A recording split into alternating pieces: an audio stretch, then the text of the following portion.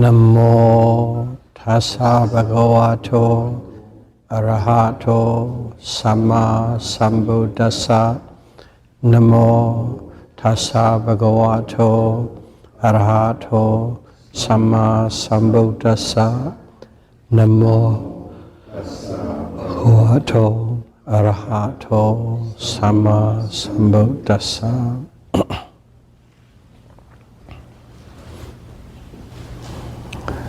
Today is a beginning of the retreat series Dhamma talk. There will be altogether 60 for a retreat period of 2 months. So we'll call this our series.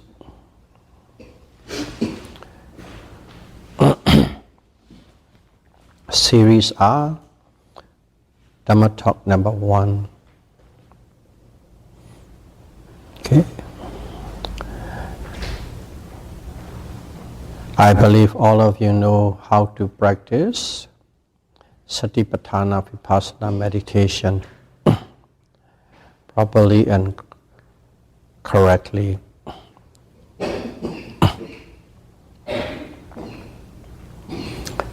So whenever we start a day or a meditation session or any Buddhist activities, we always start with the words,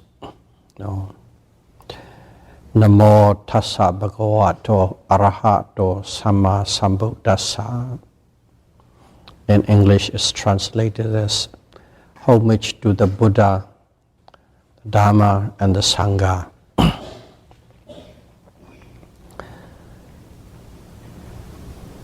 And after we pay the homage to the Buddha, and then we request, the 3 refuges, taking refuge in the Buddha, Dhamma and Sangha. And then after that, based on the condition of the day, whether it's a retreat or just a few hours, we take 5 precepts or 8 precepts or 9 precepts or 10 precepts. And then we carry on with our program. So we always say that those words in Pali. And I think it is important for us to understand properly and correctly with regard to these words. Namo, just say homage. Tassa bhagavato arahato samma sambuddhassa. Homage to the Blessed One,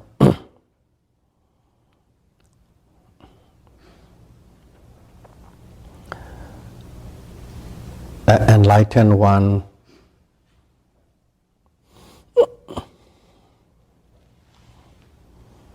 and the fully enlightened one. That's English. So what does this Namo means? We call homage. If you look at the whole actions, what is taking place in there is actually we are paying full respect and honoring the Buddha, Dhamma and Sangha. All the words, all the deeds represent that. There's a respect, there's an honor, there's a reverence in it. And that's what Namo represents. We're paying, let's say, honor and respect to the Buddha. Namo tassa bhagavato. Tassa is loosely saying that. Bhagava is another word calling the Buddha. We call the Buddha, or also we call Bhagava. So we are paying honor and respect to that Buddha, Okay, Tassa Bhagavato, to that Buddha, to that Bhagava.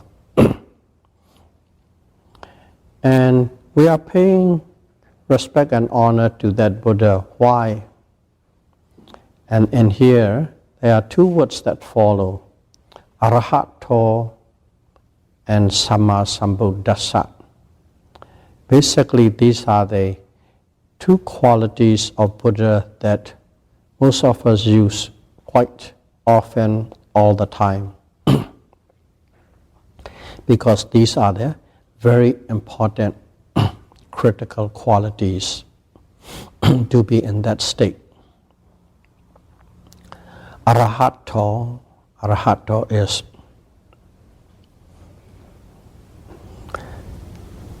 enlightened one. Enlightened ones mean one who has eliminated all the mental defilements, lobha, dosa, moha, greed, anger and delusion, eliminated, uprooted, totally extinguished. Okay? That's what it means by arahato, one who has fully eliminated, uprooted these three mental defilements.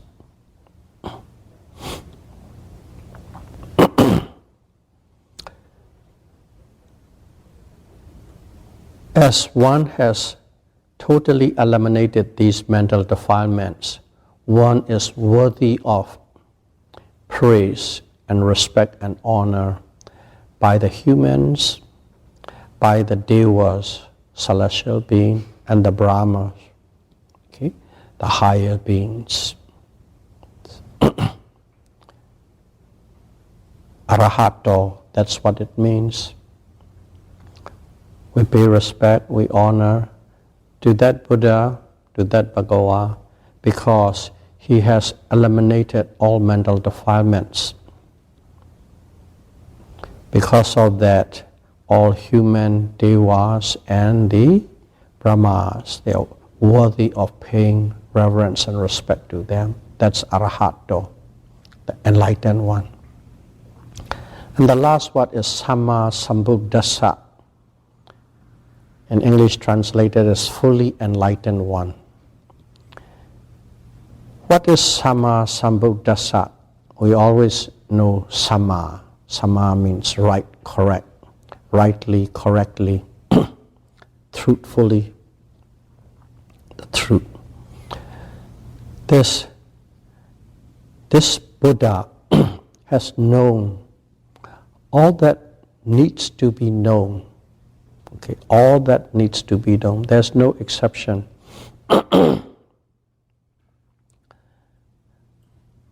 He has known all that need to be known without any teacher. In other words, he self-practiced, self-experienced without anybody's instruction. He has discovered the truth. All that to be known by himself. And all that to be known is, you might see nowadays there are two versions of it, how people believe or interpret. All that to be known. Buddhists know anything and everything. That is how to eliminate all physical and mental suffering and escape from the samsara. Okay? One group of people, especially some of the more of them Westerner believe. That's what Buddha knows. Okay. But in the Theravada Buddhist traditions, Buddhists know anything and everything, but not as a all-knowing being, automatically known. Okay?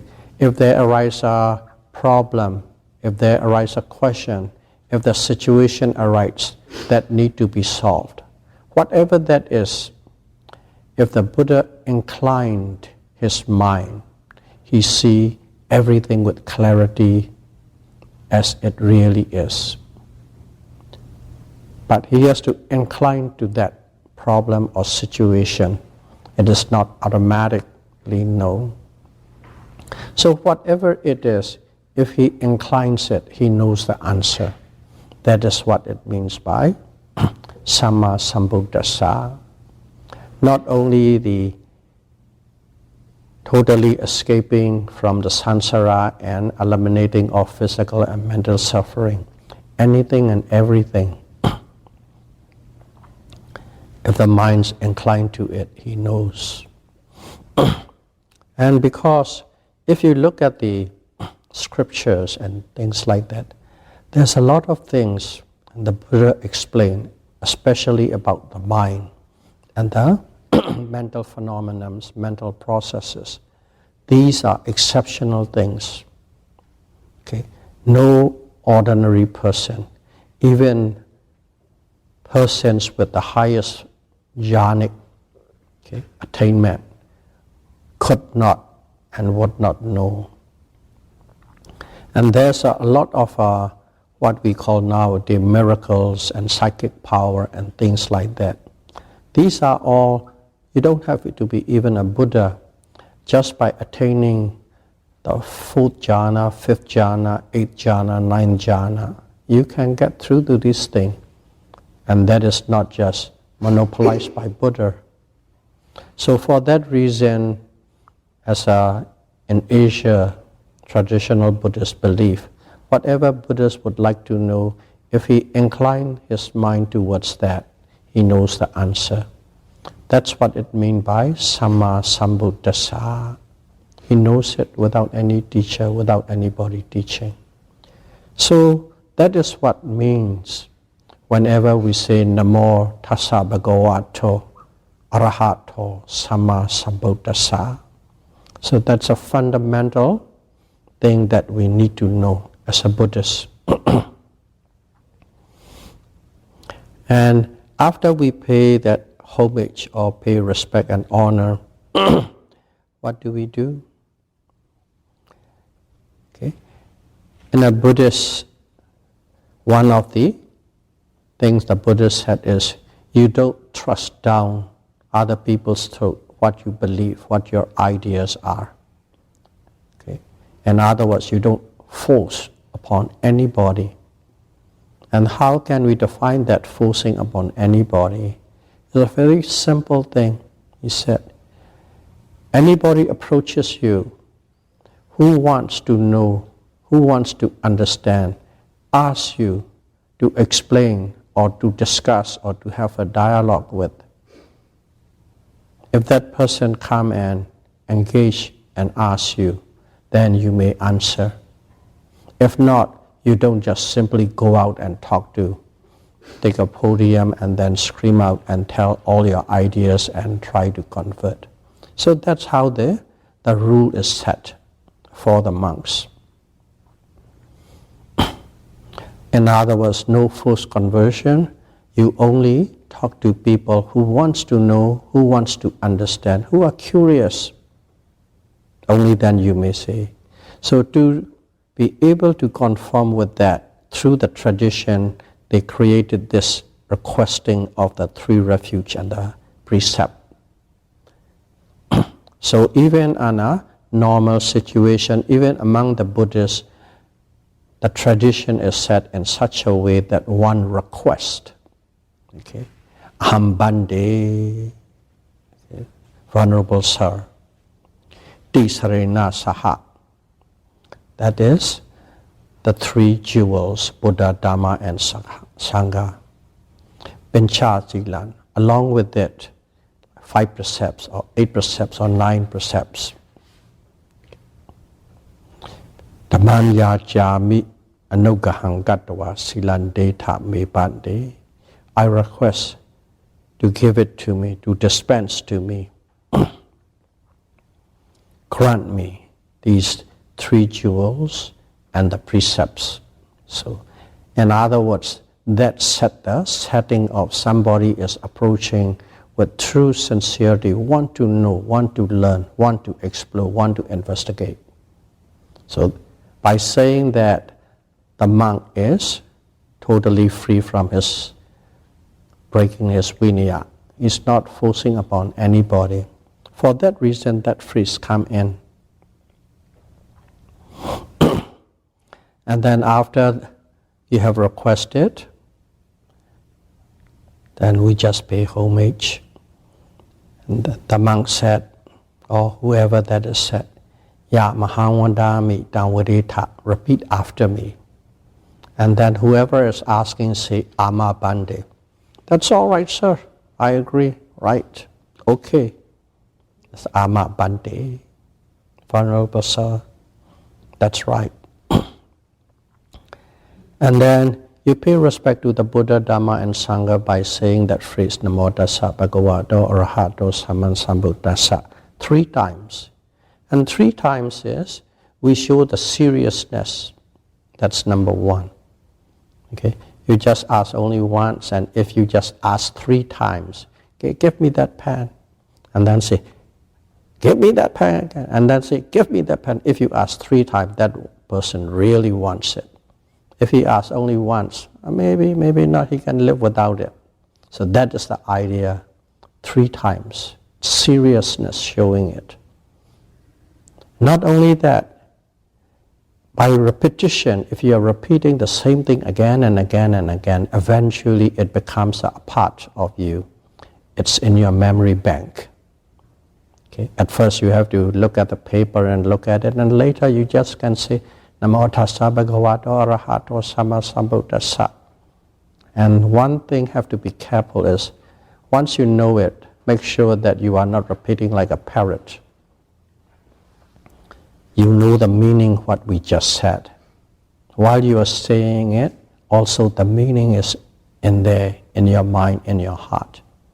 That way one should perform. And then, Buddham Saranam Gicchami. Okay, Buddham Saranam Gicchami. Most of the time it said, I go to the Buddha for refuge, I go to the Dhamma for refuge, I go to the Sangha for refuge. That is the way it is, Lucy said. What is Buddham Saranam Gicchami? A little bit deeper meaning that I go to the Buddha for refuge, or as a refuge. So Saranam Gicchami. Okay, Buddham is Buddha. The Buddha. What is Saranam Gicchami is, okay, I have full confidence in the Buddha. I have faith in the Buddha, faith and confidence, saddha. Okay, and I have respect to the Buddha, and I have reverence to the Buddha. Okay? In other words, with faith, with saddha, with reverence and respect, I approach the Buddha to depend upon him so that he could guide and show me the way to liberation. So that is what it means, Buddham Saranam Gicchami. With full confidence, reverence, and respect, I depend on the Buddha to guide me, to teach me the way to liberation from suffering. That's what it means, Saranam Gicchami. And then Dhammam Saranam Gicchami. So in here, don't personalize it. Don't look at it as a person, a Buddha, okay, or Buddha, like a person. It is the quality of the Buddha you're referring to. The second one is Dhammam Saranam Gicchami. Dhammam is all the guidance and teaching that the Buddha has left us, Dhamma. To that, in that I have full confidence. And with respect and reverence, I depend, I lean on the Dhamma to show me the roadmap, to show me the way for the liberation from suffering. And then the same thing, Sangham. Sangha means bhikkhu, okay? Let's simply say monks. The monks are, of course, nowadays, there are monks and monks and monks. Just like people have good people and bad people, monks have also bad monks and good monks. Nowadays you will see on internet, even from Burma coming, the monks screaming and yelling and, okay, this is my phrase, okay, beat these infidel or this or that they are not in accordance with different religion, or kill this Rohingyas and so on and so on. These actions are totally opposite to what the Buddhists have taught. So they are monks. They are by appearance. They shave their head, put their yellow robe on. Some people are not even really monks. They just take it and then they use their cause with the backing of that image.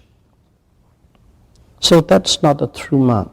And at the same time, there are many good monks. So one must, okay, and here is responsibility falls upon you. One must look for a good monk, a good bhikkhu, a good teacher, okay, who can walk the talks. He teach and also live. One must look at it.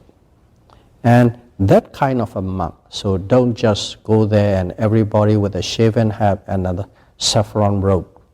Don't follow them blindly. You do your research, investigate, explore. And especially if you stay together for a longer period of time, you can't hide. For a moment, for a day, for a few days, they might be able to pretend. But if you approach them for a longer period, you will see every little movements, manners, behaviors, and actions. You can figure out very easily that is Sangham Saranam Gicchami. So that is what it means by taking refuge. Buddham Saranam Gicchami, Dhammam Saranam Gicchami, Sangham Saranam Gicchami. That is taking refuge. And precepts, I don't need to go to details. You all know 5 precepts, 8 precepts, 9 precepts, 10 precepts. And then that's it. Basically, you oriented yourself. Okay. You oriented yourself to do something. That's it. In other words, you connected with this Buddha, Dhamma, and Sangha, and their basic discipline, morality, and you grounded yourself. Now, why do you do that? Why did you ground it yourself? You grounded yourself. What is the purpose? The purpose is to be liberated from suffering, to be liberated from the rounds of birth and death and birth and death. That is the big goal, of course.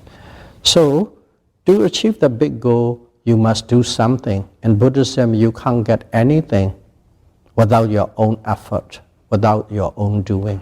Nobody can grant you it. Nobody can give you enlightenment. Nobody can save you from any form of suffering. Only you can do it. Okay? Nobody can grant it. They might temporarily influence a certain situation, but no, the rest is all back to you. So you grounded and you oriented yourself in that setting to practice so that you can be liberated. You can be free for that reason. That means you're practicing now, the practice. And what is the practice? The main principle that the Buddhists taught us that from the total liberation is mindfulness and sight. Okay? Satipatthana Vipassana. You have to do the practice Vipassana using mindfulness as a stool.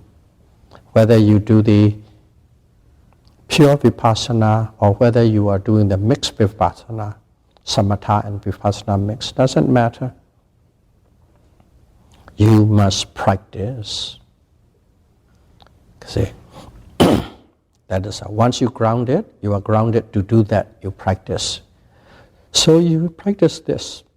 Why do you practice? You can say, to attain nibbana. Right, that is right. Okay, you practice to attain nibbana. Or you can say, I practice to become enlightened. Oh, great, that's good too.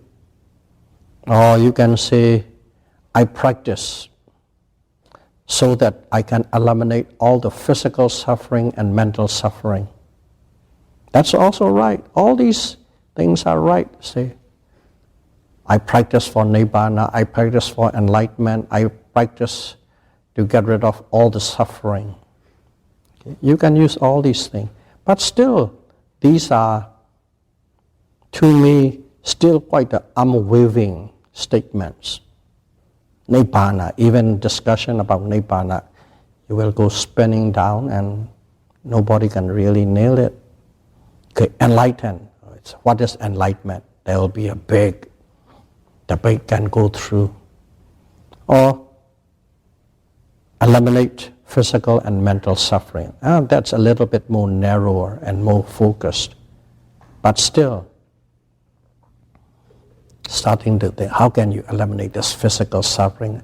I have a sciatic pain. I have a gas attack.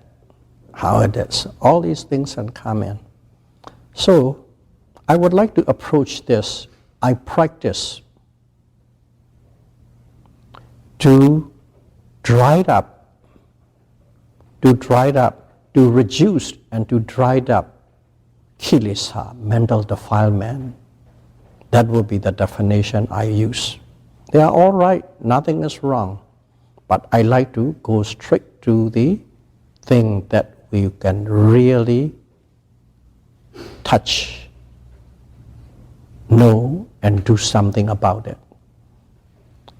I'm practicing to reduce and to dry up the mental defilements. What are the mental defilements? Lobha, dosa, moha.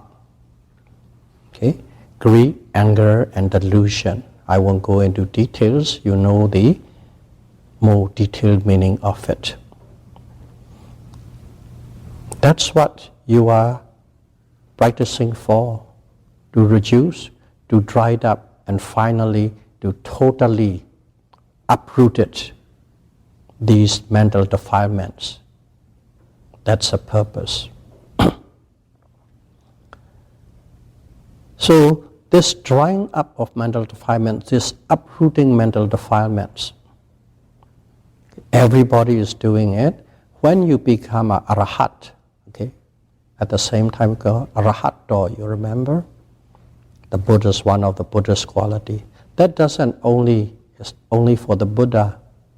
It's for anybody who totally uprooted mental defilements called arahat. It can be a full Buddha, or it can be a silenced Buddha, or it can be Arahant or Arahat. They all. And also, there are many people who are along the way of reducing and drying up to a certain degree. So for that reason, we are practicing to reduce and dry up the mental defilements. Why? Why do we do that? Because this mental defilements, kilesa, has a direct correlation. Direct correlation to what? Direct correlation to tension, stress, and suffering. Tension, stress, and suffering.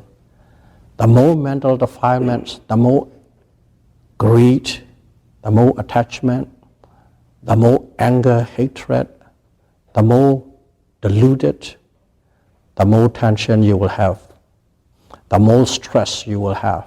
You will be stressed out, you will spin down, and some people, due to the stress, they even suicide, and all form of suffering.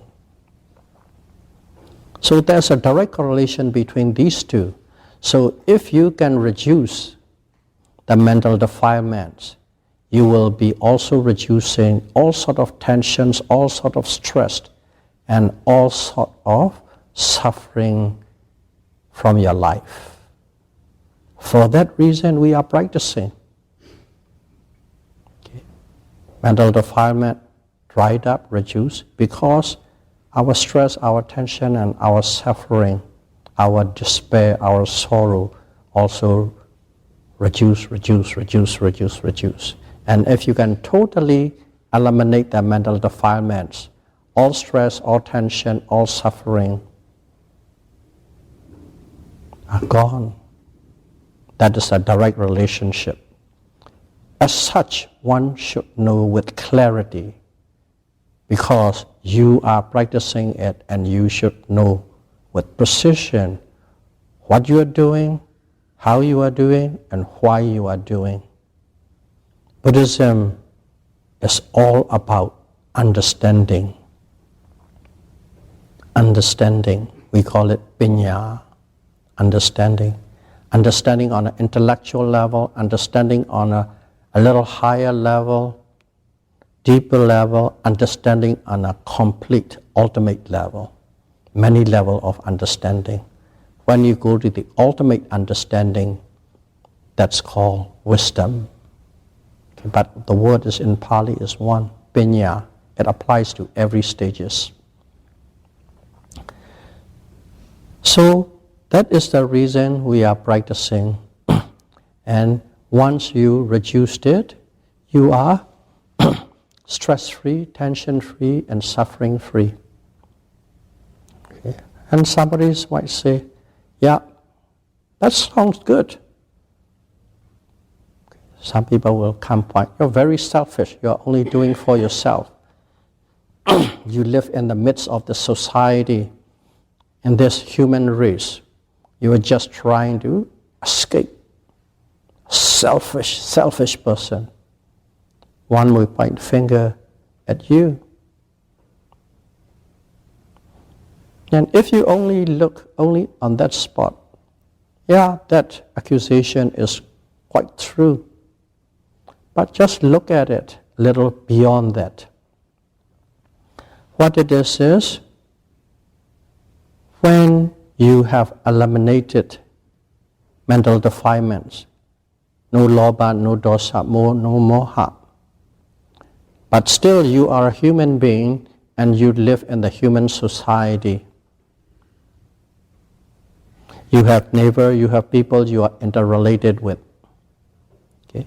So first and foremost, what happened was you are not contributing any greed, grasping, holding, anger, hatred, attachment, and no delusion, which means you see things as it should be, as it really is.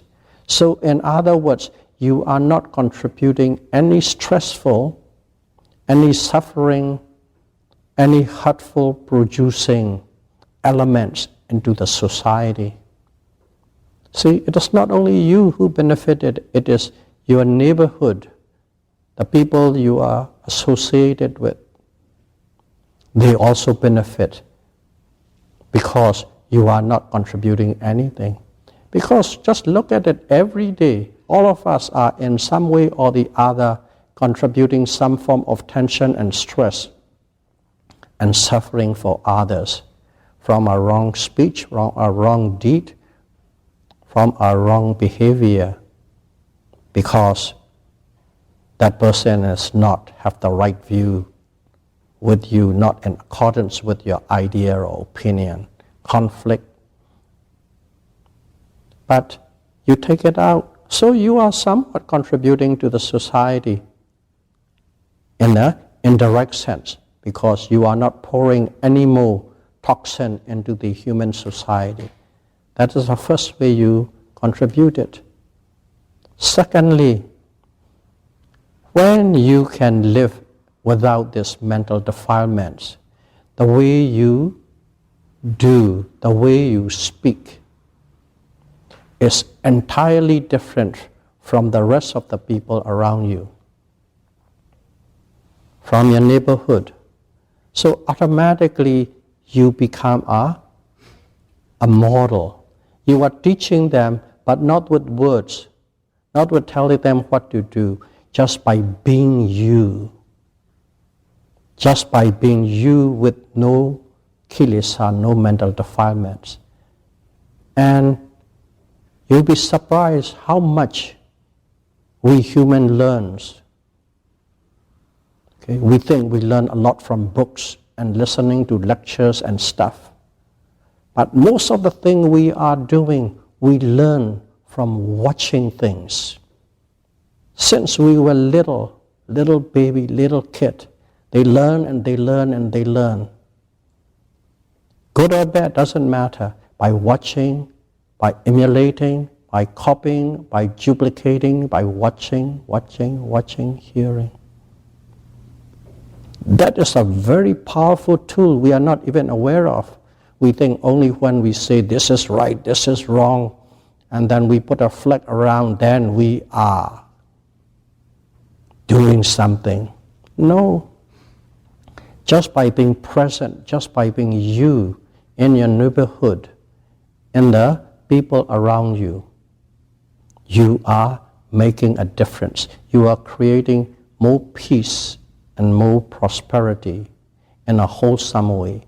People, they watch, and it somehow rubs. Conditioning process. That's how one is contributing. So you are not selfish.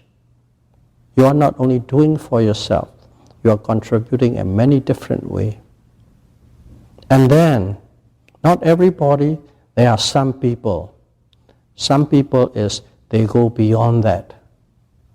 They decide, what I have learned, what I have known, I'm going to make it a cause. I'm going to make that what I know as a cause and distribute as much as I could as the main purpose of my life for others who wants to know, who wants to learn, who are curious. They go on farther. There is a contribution to the society. There are quite a number of people, they take on that cause. And among them too, some are very special, very charismatic. In other words, they become popular, followed by the mass. And they also contribute a lot to the mass. So don't think that you are a selfish little guy who is practicing only for yourself to escape from these rounds of suffering. There are ways and means that you don't even think it is still contributing to society. As such, one should understand. Understanding is important. And when you understand that way, you know how important you are in this middle of this human society. Everything you do, you say, you think, you move is affecting, influencing, conditioning the surrounding. And if you can move all these things without mental defilements, that's the most beautiful, effective way of moving in the society. As such, we should understand about our practice. So, that's why we practice, and that is our goal. The goal is, don't make it too big. I'm moving very specific to dried up mental defilements. Why? To reduce stress or to eliminate stress and suffering. And then, as you live in the midst of this human society, your actions vibrate and affect others. We are interdependent in a way that we don't even fully feel them. And if you understand that way, you have a good and right attitude about what Buddhism in general is, and then what you're doing, how you're doing, and why you're doing, and what kind of effects you have on the society, whether as a good person or bad person. That will be a snapshot of the Buddhism and what we are doing, the practice that we are doing.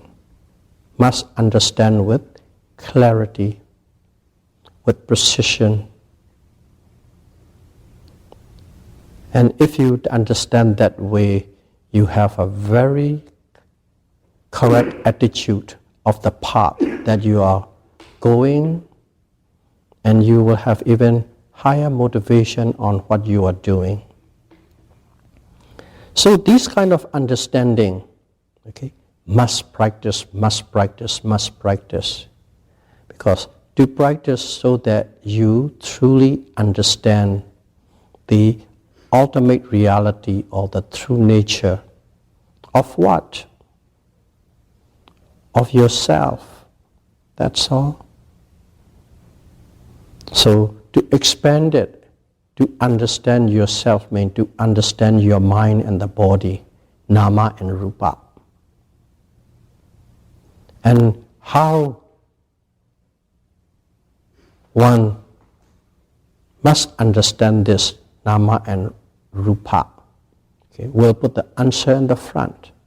The answer is this nama and rupa, this mind and body, this me is nothing but is always in a state of change, constant flux, impermanence.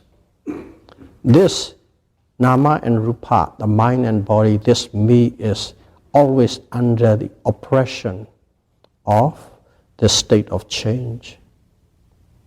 What? If you live under an oppressed government, what? You suffer. The same thing, if you are living under the oppression of this state of change, you are suffering. That is dukkha, anicca dukkha. And then this state of change and this suffering, they unfold on its own. There is nothing you can do. They come when the condition arises, they disappear when the condition arises. Condition controls it. You can't control it, you can't change it. Anicca, dukkha, anatta. So, to understand this anicca, dukkha, anatta of the mind and matter, in other words, about yourself, in that context, is called enlightenment. When you understand as such, you become enlightened. In other words, you must understand any ultimate reality, not what is apparent reality. And an ultimate reality, anicca, dukkha, anatta, about nama and rupa, mind and matter. For that reason, we are practicing. And in that way, only you can truly understand ultimate reality with the three characteristics, anicca, dukkha, anatta. This understanding cannot be attained or achieved by reading, by learning, by listening, by attending lectures, by philosophizing, by analyzing, by logic. Whatever you do with your intelligent mind, you cannot understand it fully and completely.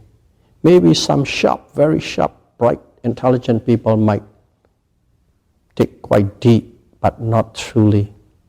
So that is one thing we should understand about this practice too. And this Buddhism cannot be totally understood through learning, reading, listening, philosophizing, logic, analytical power. It must be experiential, direct learning.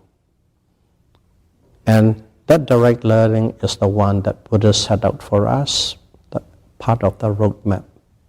Only through the direct learning one can truly understand the true nature of mind and matter, the true nature of self.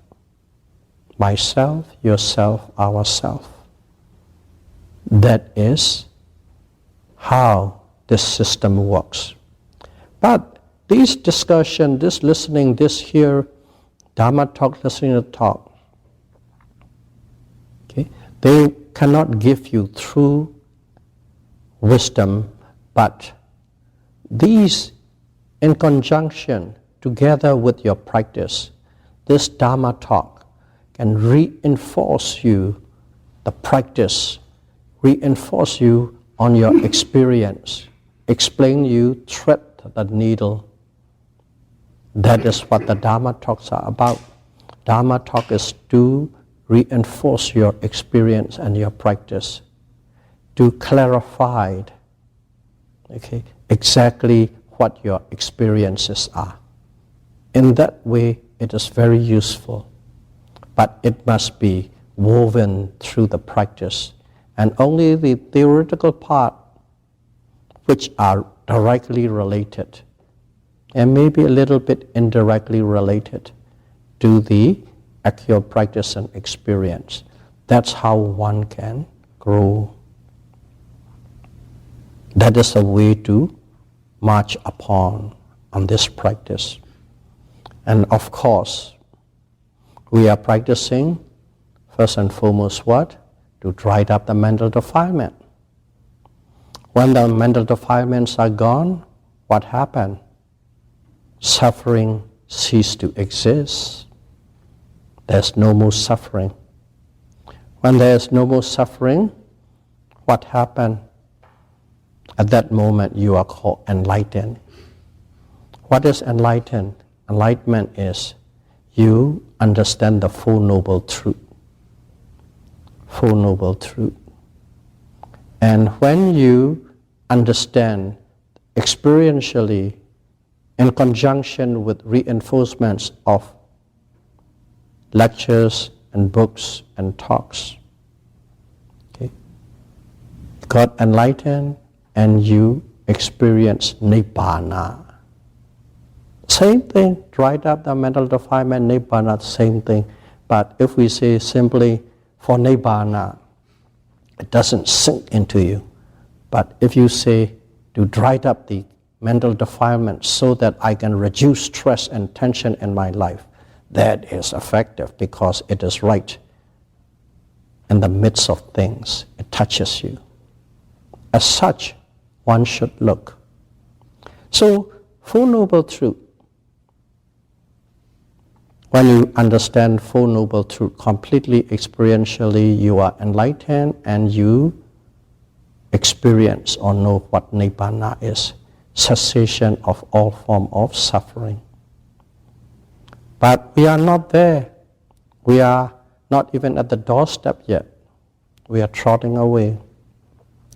So in this Four Noble Truth, the first two truths, suffering, dukkha sissa, okay, the noble truth of suffering, and then the noble truth of the cause of suffering, samudaya sissa, dukkha sissa and samudaya sissa.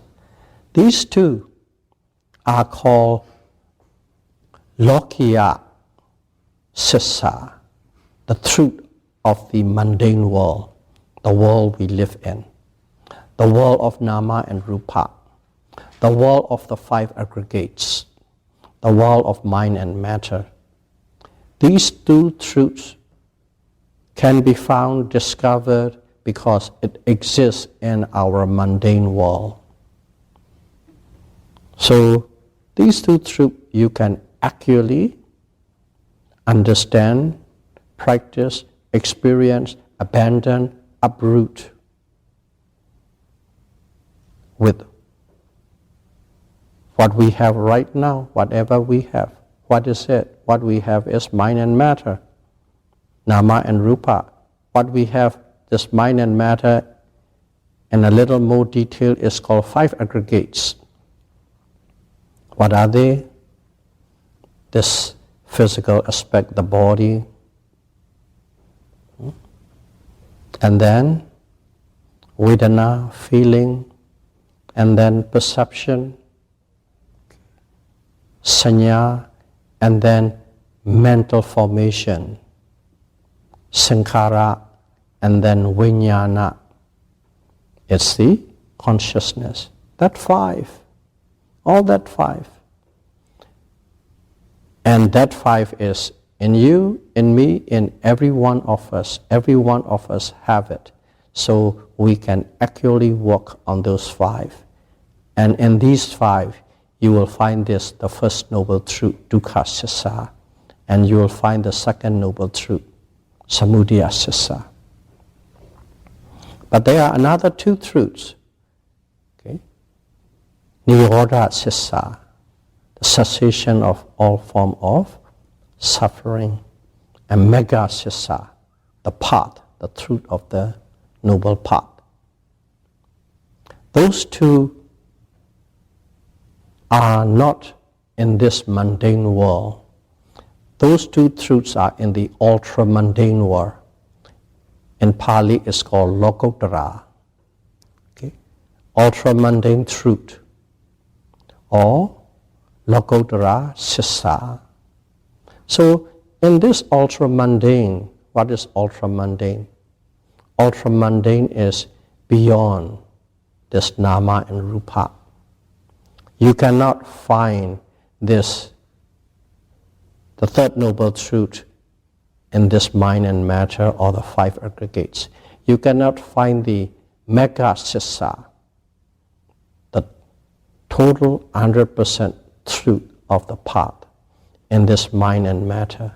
So you cannot find, you cannot experience, you cannot practice, you cannot do anything with this mind and matter. You cannot investigate. And you practice and you practice and you practice. You practice to the point of you pass the threshold. That threshold is defined with, directly with the drying up of the mental defilements. And only in the ultra-mundane world, when you pass that threshold, that doesn't mean you have to die. That doesn't mean that you have to give up this body and this mind. But the condition change. Change of condition is this mind and body does not have kilesa, mental defilement. At that moment, only then, you will truly understand what is nibbana means and what is the true path, mega means. Because mega sissa, the truth of the path, that mega sissa, the truth of the path, or that mega pinya, wisdom, the wisdom of the path, that is the one that destroys ignorance. When the ignorance is gone, no more mental defilements. No more mental defilements, no more suffering. No more suffering is also called enlightenment. In other words, you understand in this very life what nibbana is.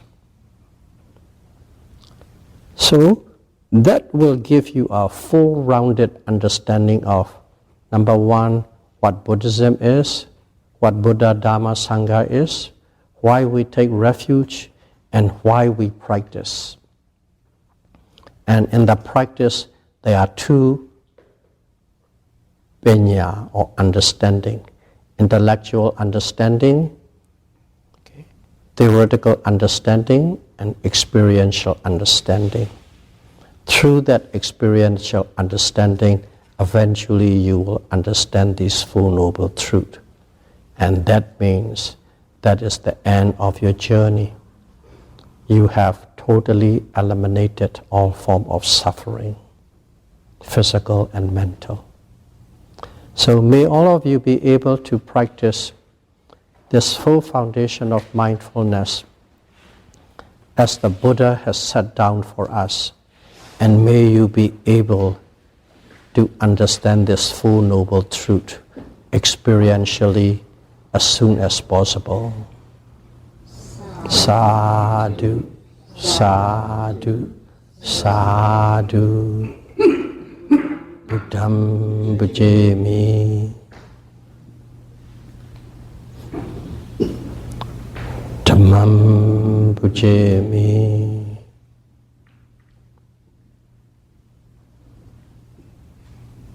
Sangham bhajami.